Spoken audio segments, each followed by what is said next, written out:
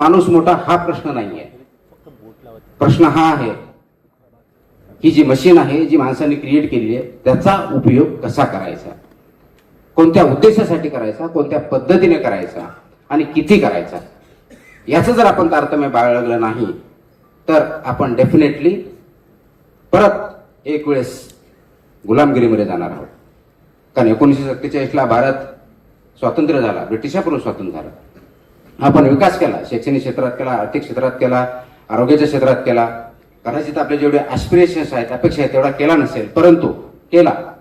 बऱ्याच अंशी आपण पुढे गेलेलो आहोत.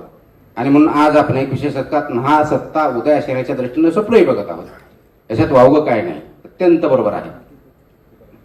परंतु जगाचा इतिहास जर बघितला तर जगावर प्रत्येक वेळेस कुणी ना कुणी राज्य केलेलं आहे. त्यासाठी युद्ध झालेले आहेत, महायुद्ध झालेले आहे. त्याचा इतिहास आपल्या सर्वांना माहिती आहे. कधी ते तलवारीने झाले असतील, कधी दगडाने झाले असतील, कधी बंदुकाने झाले असतील, कधी न्यूक्लिअर वॉर झाला असेल. आत्ता जे वॉर चालू आहे ते विचारांचं वॉर चालू आहे. त्यासाठी तुम्हाला बॉम्ब गोळ करण्याची गरजच पडत नाही. कारण इंस्टाग्रामच्या, व्हॉट्सअपच्या, इंटरनेटच्या माध्यमातून तुमचे विचार पूर्णपणे भेसळयुक्त करणं हे आजचं काम चालू आहे. आणि ती भेसळ कशाची आहे, योग्य विचाराची की अयोग्य विचाराची, हा महत्वाचा प्रश्न आहे.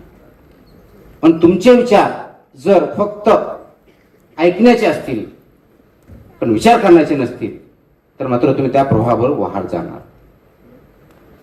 आणि आहे त्या प्रवाहावर ज्यावेळेस वाहत जातो त्यावेळेस खरं खोटं, योग्य अयोग्य ही आपल्याला सुचत नाही. आणि खरी परिस्थिती किंवा खरा निर्णय किंवा खरं कॅरेक्टर जर कुठं असेल तर तुम्हाला ते योग्यपणाचा निर्णय घेता आला पाहिजे. त्यासाठी आपल्याला काम करावं लागणार आहे. म्हणून प्रवाह ज्या दिशेने जातोय त्याच्याबरोबर वाहत जाणार म्हणजे आपण आयुष्य जगत नाही. मी 1-2 वेळेस बोललेलो आहे, अनेक वेळेस बोललेलो आहे. प्रवाह ज्यावेळेस उभा असता आपण बघतो, आपण नदी क्रॉस करायचं असेल आणि त्याला खूप मोठा, त्या प्रवाहाला ज्याला पूर आलेलं म्हणतो गावाकडच्या भाषेमध्ये, खूप मोठं पाणी आलेलं असेल पाऊस पडल्यानंतर, आपण थोडा वेळ थांबतो.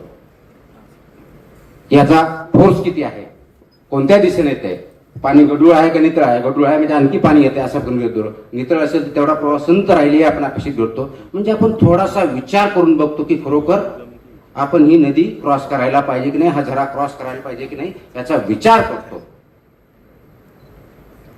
हे झालं जे वाहत्या पाण्यात किंवा नदीच्या बाबतीत. आपल्या जीवनाच्या बाबतीत काय, जन्माला आलो, शाळेत गेलो, आईवडिलांनी घातलं म्हणून, कॉलेजला गेलो, लग्न झालं, कुटुंब आलं, नोकरी केली, वाहतोय.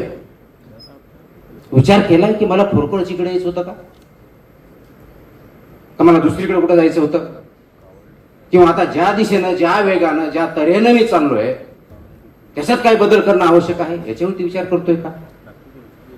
आणि मला वाटतं तिथं कुठंतरी क्षणभर विश्रांती घेण्याची गरज आहे. विश्रांती घेऊन त्याला विराम देऊन विचार करण्याची गरज आहे. तो विचार करण्याची प्रवृत्ती आपल्यामध्ये आहे का, हा पुढचा प्रश्न आहे. आणि म्हणून आपल्याला हा प्रवाह जो आहे त्या समाजामधला, त्या विचारांचा असेल, आचरणांचा असेल, विवेकवादाचा असेल, समाजामधल्या स्थित्यंतराचा असेल, नवीन पिढीचा असेल, वयोवृद्धांचा असेल, अनेक प्रश्न आहेत. या प्रश्नावरती हा जो वाहतोय प्रवाह, त्या प्रवाहामध्ये वाहत जायचंय का 2 मिनिटं 30 सेकंद याच्यावरती विचार करून हा प्रवाह योग्य दिशेला जात आहे का, हा प्रश्न विचारायचा आहे. आणि जर तो योग्य दिशेला जात असेल तर निश्चित त्याच्याबरोबर वाहत जा, काही अडचण नाही. पण जर तो योग्य दिशेला जात नसेल तर मात्र दुसरा प्रश्न विचारला पाहिजे, आणि तो म्हणजे त्या प्रवाहाची दिशा योग्य नाहीये तर योग्य दिशा कोणती आहे, योग्य दिशा कोणती आहे. आणि ती योग्य दिशा आपल्याला शोधावं लागेल, विचार करावा लागेल, अभ्यास करावा लागेल. मग ती योग्य दिशा फक्त तुमच्या पुरती असून चालणार नाही. कारण माणूस हा समाजशील प्राणी आहे, समाजाच्या शिवाय आपण राहू शकत नाही. कोरोनाच्या काळात आपण खूप चांगल्या प्रकारे अनुभवलंय. कारण मला आठवतं नागपूरला मी तर त्यावेळेस पहिल्या फेजमध्ये कमिशनर होतो, लॉकडाऊन झालं होतं. ज्या ठिकाणी जे आहे तिथे तिथे थांबायचं, घराच्या बाहेर पडता येत नव्हतं. घरामध्ये 3 फूट, 3.5 फूट, 5 फूट डिस्टन्स राहून थांबायचं होतं. आणि त्यावेळेस एवढा क्रायसिस होता की आम्हाला भेटता येत नाही किंवा अनफॉर्च्युनेटली आपल्यापैकी कुणाला कोरोना झाला असेल, पॉझिटिव्ह आला असेल तर त्याला हॉस्पिटलमध्ये आपल्याला जाता येत नाही. जसे जसं खिडकीतून बघू शकत होतो त्यावेळी जी तडफड होती ती कशाची होती?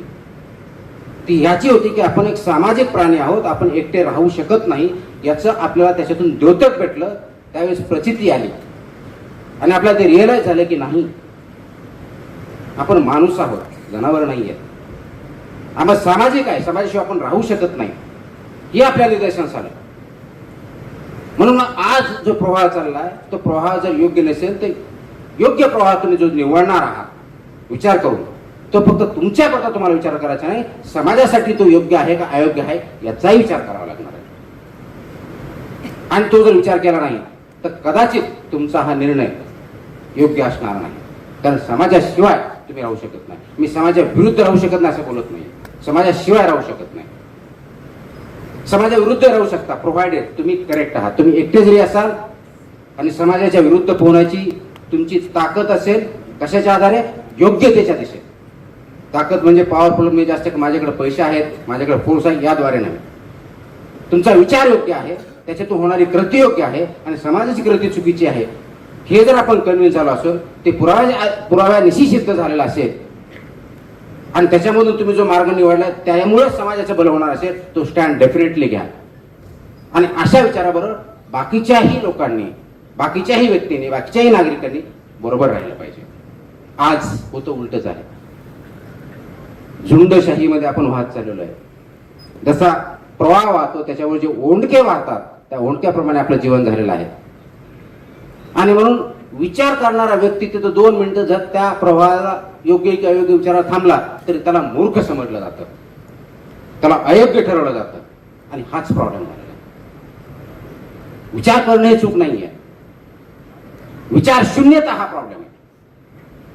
म्हणून आपल्याला आज जी विचार शून्यता कदाचित आपल्यात आली असेल, नवीन पिढीमध्ये आलेली असेल, ती विचार शून्यता घातक आहे.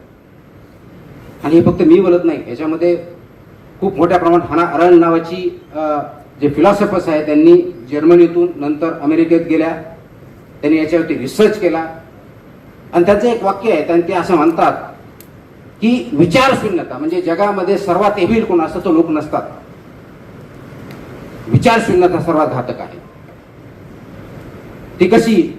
मी आहे, मी समजा हिटलर आहे, हिटलरच्या बाबतीत त्यांनी उदाहरण दिलेलं आहे आणि त्यांनी सांगितलं हे अधिकारी अशा प्रकारच्या लोकांना मारायचं.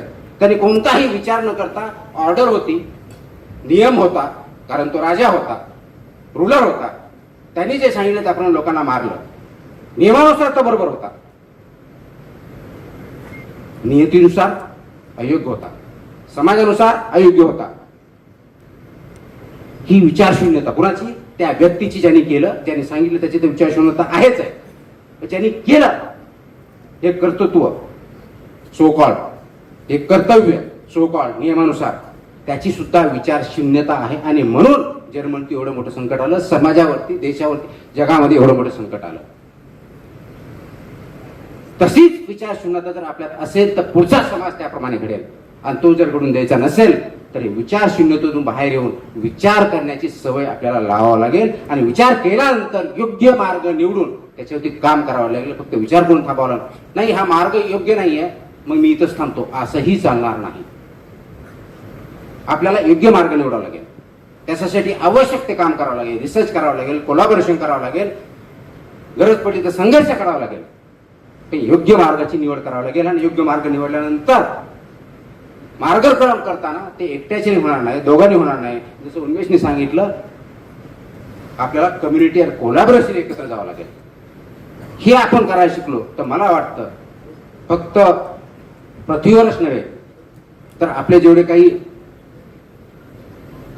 जगामध्ये कॉन्स्टलेशन्स असतील, जगामध्ये आपण जे चंद्रावरती मोहिमा काढल्या त्या सर्वांवरती भारत राज्य केल्याशिवाय राहू शकणार नाही. पण ते करण्यासाठी सुरुवात ही विचार शून्यतेतून विचारापर्यंत आणावं लागेल आणि विचारातून प्रतिबंध आणावं लागेल.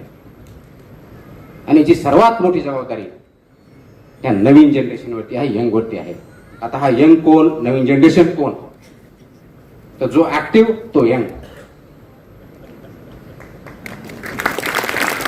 जो इनऍक्टिव्ह त्याचं वय किती असू द्या, बायोलॉजिकल एज, थॉट प्रोफेशन तो 0 आहे. आपल्याला ऍक्टिव्ह राहावं लागेल विचारासाठी, कृतीसाठी.